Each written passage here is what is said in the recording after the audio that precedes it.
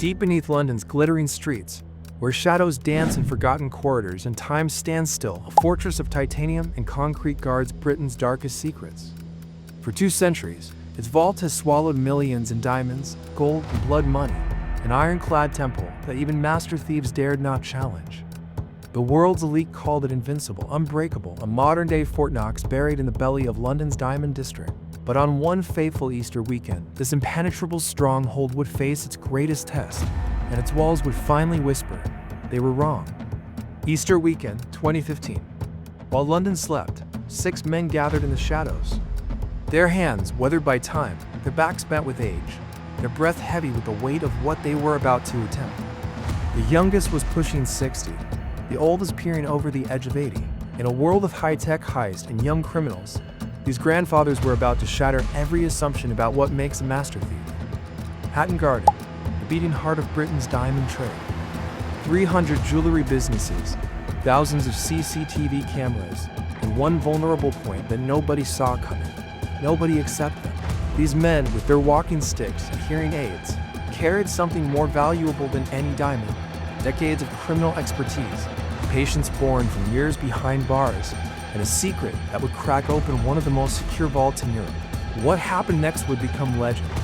14 million pounds in precious stones and gold vanishing into thin air. A heist so audacious it left Scotland Yard scrambling for answers. A crime that proved age is just a number, and that the most dangerous predators are those hiding in plain sight. But behind the headlines and the millions lies an even more incredible truth. One that would reveal how a crew of elderly criminals orchestrated the largest burglary in English legal history, only to be undone by a twist that nobody saw coming. This is more than just a heist story. This is a tale of ambition, audacity, and the last great gamble of men who had nothing left to lose. This is the Hatton Garden Heist. Brian Reader, 76, the mastermind. They called him the governor, and not just because of his age. In London's criminal world, Reader was royalty. His criminal career started in the 1960s with petty theft. By the 1980s, he was planning million-pound heist. The Hatton Garden job wasn't just his last score, it was his masterpiece. A widower living alone, he had nothing left to lose and everything to prove. Terry Perkins, 67, the safe specialist. While other kids played with toys, young Terry was picking locks. By 16, he could crack any safe made before 1980, his greatest hit. The 1983 Security Express robbery, 6 million pounds in cash. Diabetes and heart problems should have kept him home. Instead, they made him more determined. He knew this was his final chance at criminal glory. Danny Jones, 60, the climber. An eccentric who lived with his dogs and collected antiques. But beneath the odd exterior lay one of Britain's most skilled burglars. His specialty, breaking into places others couldn't reach. Trained as a cage fighter, he kept his body strong even as age crept up. His friends called him mad. The underworld called him brilliant. John Kenny Collins, 75. The Watchman. Every crew needs eyes on the street. Collins had been watching London streets since the craze ruled the East End. Former boxer, former enforcer, now the oldest member of the gang. Hard of hearing but sharp-eyed, he knew every police tactic in the book because he'd helped write it decades ago. Carl Wood, 58. The muscle, the youngest of the crew, but with an old criminal soul. Wood learned his trade from London's legendary villains. A career spanning for decades, yet he'd never landed the big one. Until now. With a family to support and debts mounting, he needed the score more than any of them. William Billy the Fish Lincoln, 60. The driver. Named for his father's fish shop, not his ability to swim. Lincoln was the connection man, the one who knew everybody worth knowing in London's underworld. He could get any vehicle, any tool, any information. His network took decades to build, and it would prove crucial to the plan. Together, they represented over 100 years of criminal experience. Men who learned their trade when security meant guards and dogs, not motion sensors and infrared cameras. Men who started stealing when police still walked their beats. Men who'd seen empires rise and fall in London's criminal underground. But what brought them together wasn't just greed. It was something deeper. In a world of young cyber criminals and digital theft, they felt obsolete. dinosaurs in a modern age. This wasn't just about money. It was about proving they still mattered. That experience trumped technology. That old-school criminals could still pull off the impossible. Each had their reasons. Reader wanted one last triumph before age took him. Perkins needed the score to secure his family's future. Jones craved the thrill. Collins wanted to prove he wasn't past his prime. Wood needed to clear his debts. Lincoln sought respect in a changing criminal world. They weren't just thieves. They were the last of a dying breed. London's criminal aristocracy, making their final bid for immortality. Each brought skills honed over half a century. Each knew their role. Each understood the stakes. Together, they would attempt something that younger, fitter criminals thought impossible. Not because they were the best choice for the job, but because they were the only ones crazy enough, skilled enough, and old enough to try. 6 men, 6 decades of crime, one last chance at glory. Before we crack open the vault of this extraordinary story, do what these master criminals never did: leave a trace. Smash that like button, subscribe, and hit the notification bell. Because just like the Hatton Garden gang, you'll want to be there the moment this breaks. Beneath London's streets lies a world of secrets, but none hold more value than Hatton Garden, a single street that contains more wealth than the Tower of London itself. Since 1819, when James Hatton first transformed these medieval streets into a jewelry quarter, fortunes have been made and lost here. Every building holds a story, every vault guards a fortune, and beneath it all runs a network of Victorian tunnels, silent witnesses to 2 centuries of ambition, greed, and genius. 88 to 90 Hatton Garden, an unremarkable address hiding London's most remarkable vault. The Hatton Garden Safe Deposit Box Company. 7 floors above ground, but it's what lies beneath that matters. 20 feet underground, protected by 10 feet of reinforced concrete, lies a vault that has housed generations of wealth. The security was supposedly perfect, 2-foot thick walls reinforced with steel. A vault door weighing nearly 3 tons. Multiple alarm systems, infrared sensors, motion detectors, security guards. Over 900 safe deposit boxes, each with its own lock, each holding secrets their owners wanted to keep hidden from the world. The perfect target. Why? Because like all perfect fortresses, it had weaknesses only the old guard would recognize. The building sat atop a web of forgotten tunnels, maintenance shafts and sewers dating back to Victorian times. Tunnels that didn't appear on modern blueprints but featured prominently in maps from the 1960s. Maps that men like Brian Reader had studied in their youth. Previous attempts to breach the vault had failed spectacularly. In 1975, armed robbers tried forcing their way in. They failed. In 1980, a team attempted to crack the main door. They failed. In 1990, burglars tried breaking through from an adjacent building. They failed. But what made this vault special wasn't just its security. It was what lay inside. Unlike banks, safe deposit companies don't ask questions. They don't require paperwork. They don't report holdings. The perfect place for London's wealthy to store their secrets. Diamond dealers kept their unofficial stock here. Families stored generations of jewelry. Collectors secured priceless artifacts. Some boxes hadn't been opened in decades. The total value? Impossible to know. That was the point. The vault's design was based on World War II bunkers. Concrete thick enough to withstand bombing. Walls reinforced to survive structural collapse. A security system that would make a nuclear facility proud. Seismic sensors to detect tunneling. Heat sensors to spot human presence. Multiple CCTV cameras covering every angle. But there was something the designers hadn't counted on. Something no modern security system was designed to stop. Men who had spent half a century studying exactly how these systems work. Men who understood that every impenetrable fortress has a fatal flaw. Men who knew that sometimes the old ways worked best. The vault builders had prepared for every modern threat. High-tech tools, sophisticated attacks, computer hacks. But they hadn't prepared for a group of elderly men with outdated equipment and unlimited patience. They hadn't prepared for thieves who learned their trade when these buildings were new. Who remembered the original layouts before modern renovations? Who knew that sometimes the best way isn't with modern technology, but with techniques as old as thievery itself? In the world of modern security, everything is digital, everything is connected, everything leaves a trace. But these men, they were ghosts from another era. They didn't use computers, they didn't carry phones. They didn't exist in the digital world that modern security relies on. The Hatton Garden Vault was about to face its greatest test.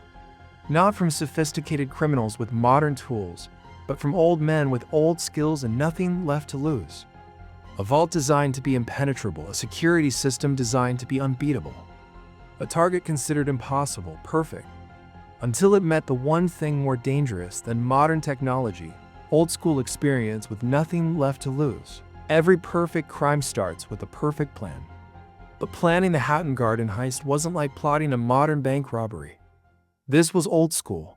No computers, no digital blueprints. Just 6 men around a pub table in the back room of the Castle Inn, drawing on decades of experience. Reader spread out the old building plans he gathered over months. Plans from the 1960s, showing what lay beneath Hatton Garden. Plans modern security firms have forgotten existed. In the age of digital archives, paper still held secrets. The vault's weakness isn't in its walls, Reader explained, his shaking hand steadying as he pointed to the basement layout. It's in what they built around it. Every modern security system needs power, every power system needs access. Find the access, you find the way in. The plan took shape over for months. Each man knew their role, chosen not despite their age, but because of it. Collins, despite his hearing aid constantly whistling, would be their eyes. He knew every police patrol pattern in London, knew how to spot undercover officers from a mile away. His job, sit in his van watching. Just an old man having a nap in his vehicle. Who would suspect? Jones, with his bad back but steady hands, would handle the climbing. The vault's designers never imagined someone his age would squeeze through a 2-foot hole. His decades maintaining elevators meant he knew exactly how to disable them without triggering alarms. Perkins, fighting diabetes, would crack the boxes. His fingers could feel tumblers better than any modern lock-picking tool. Technology fails, he'd say, but touch never lies. Wood would handle the heavy lifting, his arthritis medication tucked in his pocket. Lincoln would arrange the vehicles, traditional workman's vans that blend perfectly with Hatton Garden's daily traffic. And Reader, he coordinated everything. Every detail, every backup plan, every escape route. His memory, sharp as ever, held half a century of London's criminal wisdom. Their equipment wasn't sophisticated. A diamond-tipped drill bought with cash from a Birmingham supplier. Hand tools that wouldn't trigger metal detectors. Wheel bins from a local supplier, perfect for moving heavy loads without raising suspicion. They tested everything in an abandoned warehouse in Twickenham. Practiced drilling through concrete, timed their movements, learned each other's rhythms. When your youngest team member is 58, you can't leave anything to chance. There were close calls during preparation. A nosy neighbor almost discovered their drilling practice. A police car randomly parked next to their meeting spot, but their age was their perfect cover. Who suspects pensioners of planning the biggest burglary in English history? Their timeline had to be perfect. Easter weekend, 2015, for days when the Diamond District would be emptiest. When most security guards would be home with family. When London would be quiet. On Thursday, the operation begins with precision. Upon entering the building, ensure discretion and avoid drawing attention. The first critical step is disabling the elevators to limit mobility for potential interferences. This action creates controlled access, keeping unwanted parties at bay.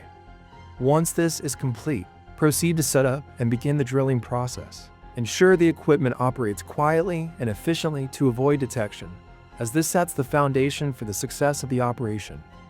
On Friday, a deliberate pause in activity is planned. Use this day as a time of rest and vigilance. This allows security checks to proceed as usual, ensuring there's no cause for alarm or suspicion. The focus is on blending in and letting the environment return to its routine state. Saturday, the return to the site under the cover of normalcy. With the groundwork laid, complete the breach and gain access to the vault. Work methodically to minimize risks and maximize success. On Sunday, the final phase demands thoroughness. Clear out all evidence of the operation. Remove any tools, materials, or signs of tampering. Ensure the site is pristine, leaving no traces that could lead back to the team. Exit the premises smoothly and discreetly.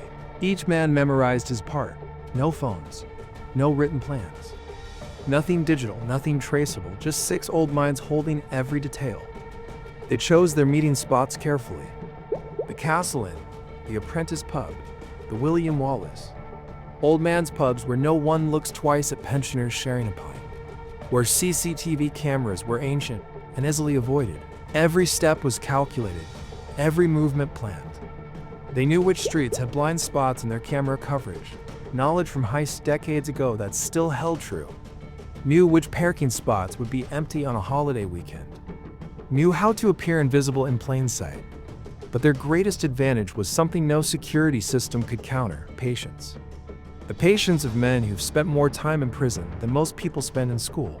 The patience of criminals who learned their trade when jobs took weeks, not minutes.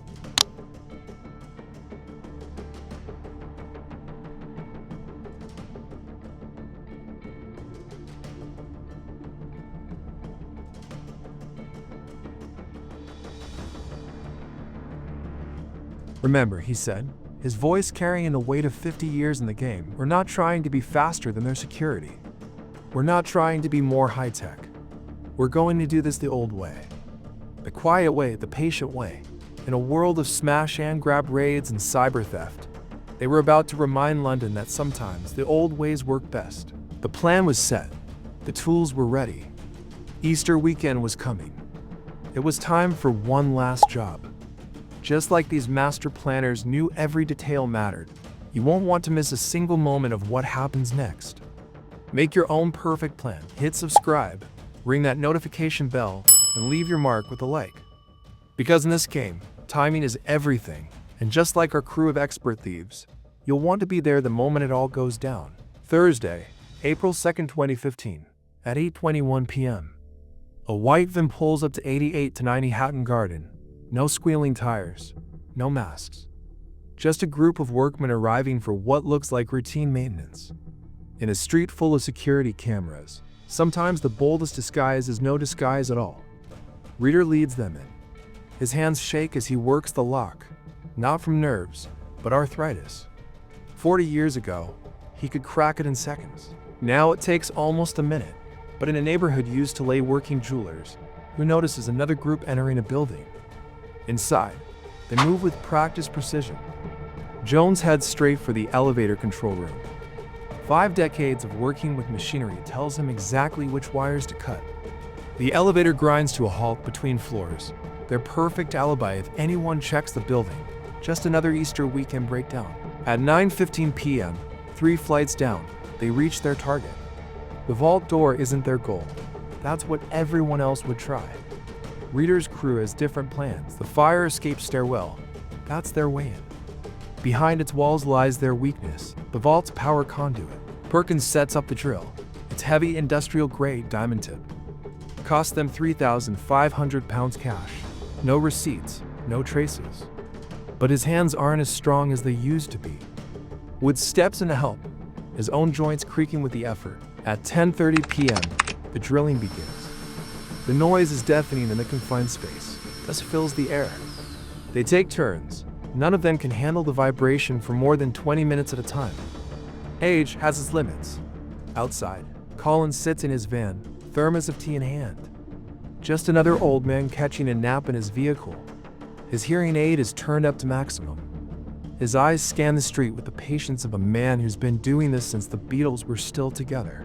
At midnight, the drill bites into the vault wall with a steady rhythm until it strikes something unexpected, a reinforced layer of metal, far thicker than anticipated. The machine struggles, a bit whining in protest before escalating into a high-pitched screech. Suddenly, it stops, completely dead. The silence that follows is deafening. Bloody hell, Jones mutters under his breath, wiping sweat from his brow with a trembling hand.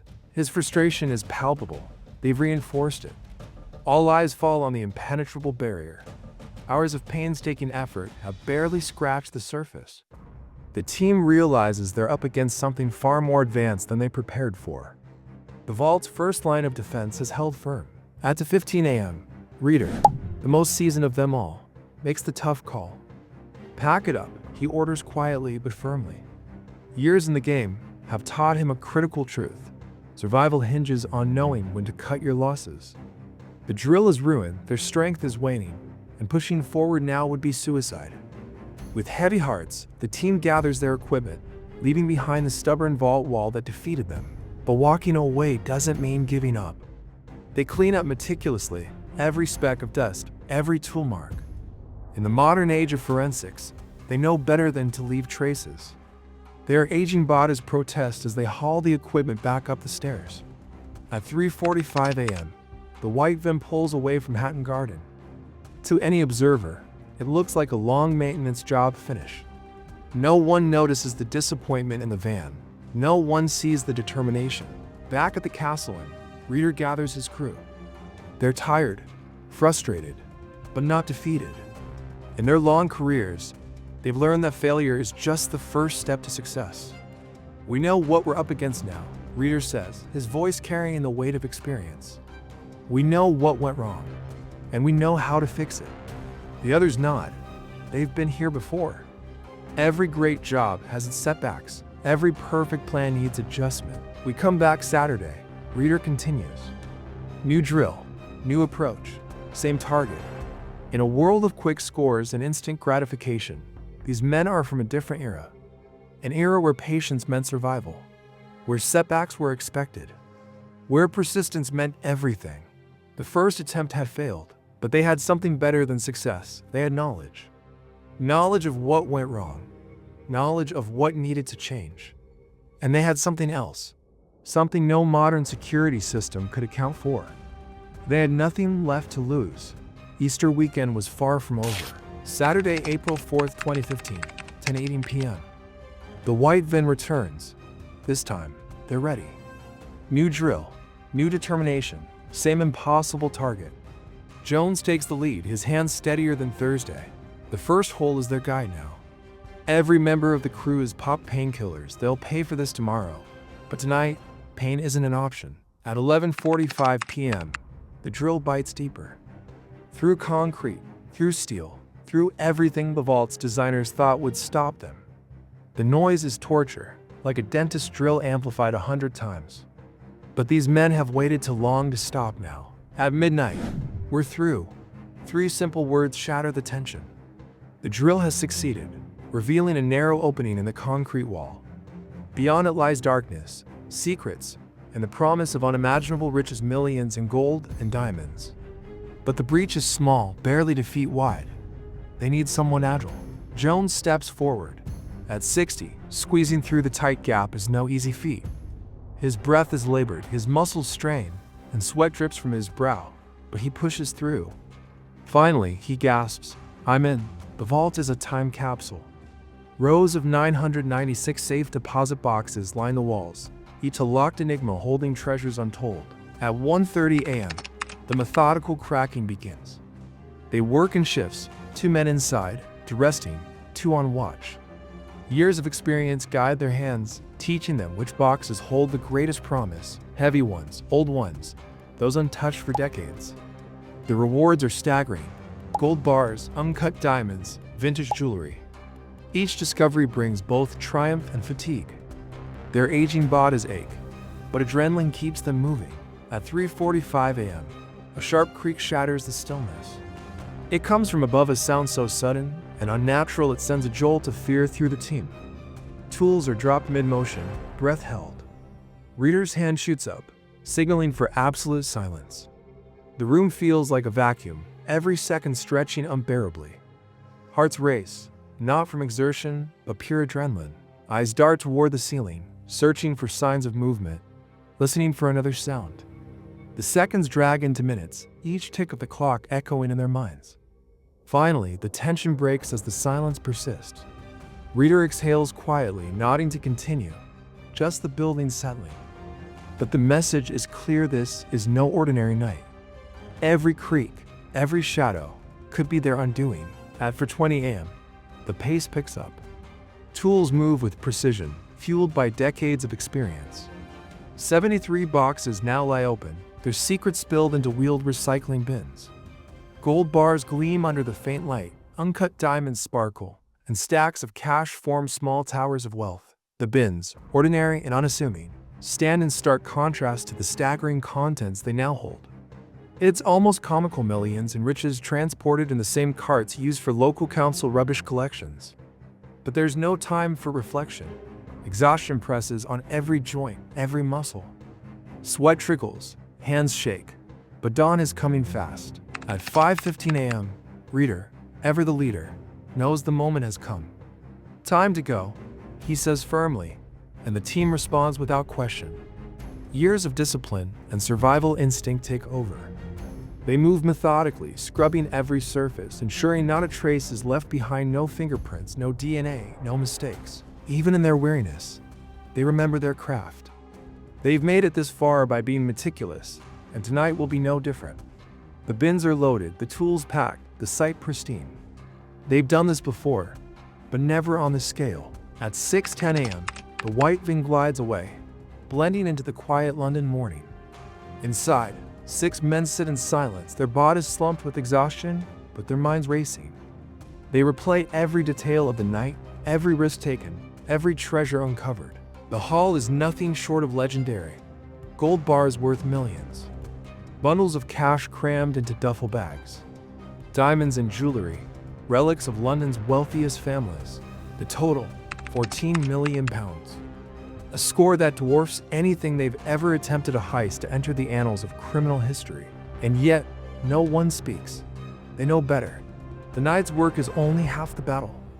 The next chapter, the escape, will determine whether their triumph endures or crumbles. Behind them, the breached vault stands silent, its contents emptied, its reputation shattered. Within hours, London will awaken to the impossible, 6 aging men defeating state-of-the-art security with old-school tactics. Yet, even in their triumph, they've made mistakes, small, unseen cracks in their plan that will lead authorities straight to them. The heist is complete. Now the chase is about to begin. Tuesday, April 7, 2015, 8 a.m. The security guard's keys shake in his hands. Something isn't right. The vault door stands secure, but the fire escape tells a different story. One phone call shatters the morning calm. We've been hit. Within hours, the world's media descends on Hatton Garden. The impossible has happened. London's most secure vault, breached. The headlines write themselves, the heist of the century. But while the press chases theories about master criminals and high-tech gangs, Detective Chief Inspector Paul Johnson sees something else. Something in the drill marks. Something in the way the boxes were chosen. These weren't modern criminals. This was old school. The thieves' first mistake, overconfidence. They thought age made them invisible. But in modern London, nothing goes unseen. CCTV footage reveals a white van, an old man entering a building. Nothing suspicious except for the timing, again, and again, and again. Their second mistake, habit. Career criminals return to what they know. The pubs they use for meetings, all caught on camera. The Castle Inn, the Wheat Sheaf, places they'd used for decades. Places police had watched for just as long. Reader made the biggest mistake of all, routine. Every morning, like clockwork, he'd walk to his local cafe. Same time, same route, same newspaper under his arm. Decades of prison hadn't broken his routines. Those routines now betrayed him. Phone records tell their own story. Not from the heist. These men were too smart for that. But before, calls between old numbers. Numbers police had logged decades ago. Numbers belonging to London's criminal aristocracy. One by one, the pieces fall into place. A drill bought in Birmingham with cash, but the buyer's car caught on camera. A white van spotted in multiple locations, its license plate clear as day. Meetings in pubs where retired cops still drink, still listen, still remember faces. May 19, 2015, 10:30 a.m. The raids begin. 9 houses, 9 simultaneous breaches. No resistance, just confused old men in their bathrobes. Their faces show not fear, but resignation. They've played this game before. In Reader's house, police find the ultimate prize, a book. Not just any book, a copy of Forensics for Dummies. The final irony, trying to learn modern crime-fighting techniques that helped lead to their capture. The evidence mounts. Jones' house yields bags of jewels. Perkins is caught with stolen gold. Wood's DNA is found on a drink bottle in the vault. Collins then appears on over 30 CCTV cameras. Their biggest job became their last job. Not because they weren't skilled enough to pull off the heist, but because they were too old to change, to set in their ways, too confident in methods that belonged to another era. In the end, what caught them wasn't modern forensics or high-tech surveillance. It was the same things that had caught criminals for centuries: human error, routine, and patience. The police had learned from the old school too.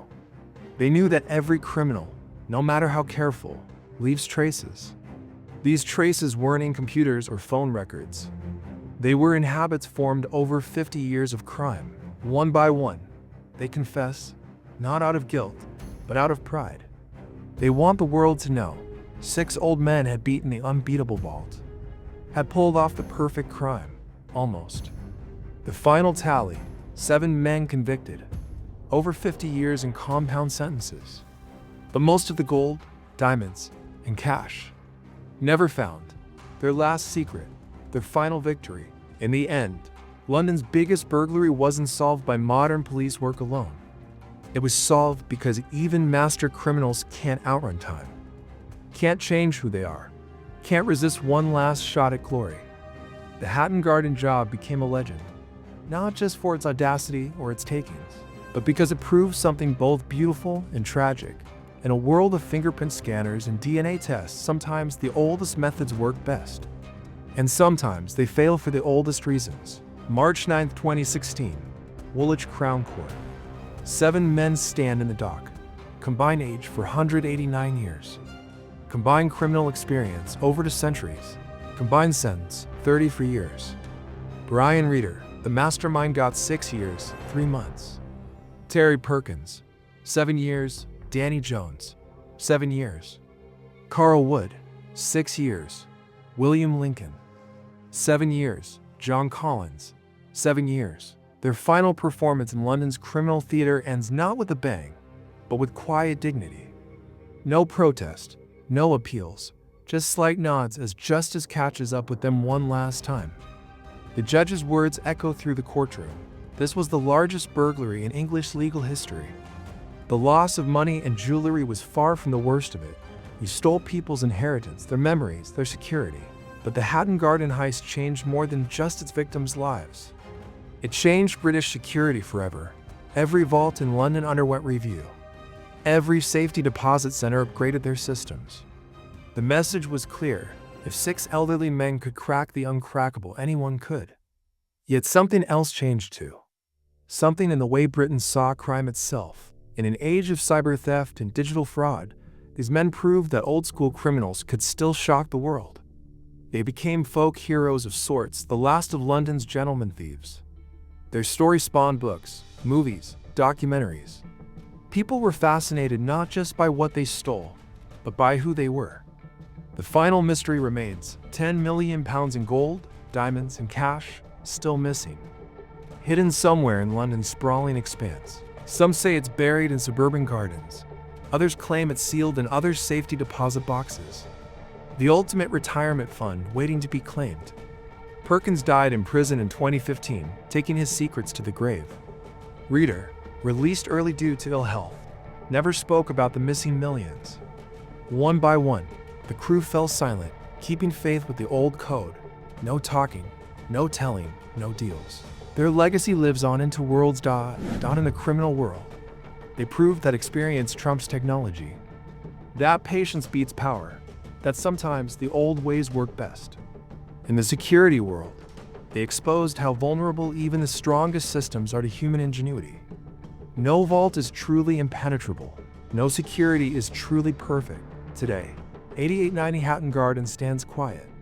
Tourists sometimes stop to take photos. Security guards tell the story to new recruits. And somewhere in London, millions in stolen treasure lies waiting, a testament to the last great crime of the old school. They were the last of their kind, the final members of a criminal generation that valued skill over violence, patience over force. With them ends an era of British crime that will never come again. The Hatton Garden job wasn't just a heist. It was the final chapter in a story that began in the streets of post-war London. A story of old men who proved that age doesn't diminish daring, that experience never loses its edge. Sometimes, the most extraordinary crimes come from the most ordinary-looking criminals.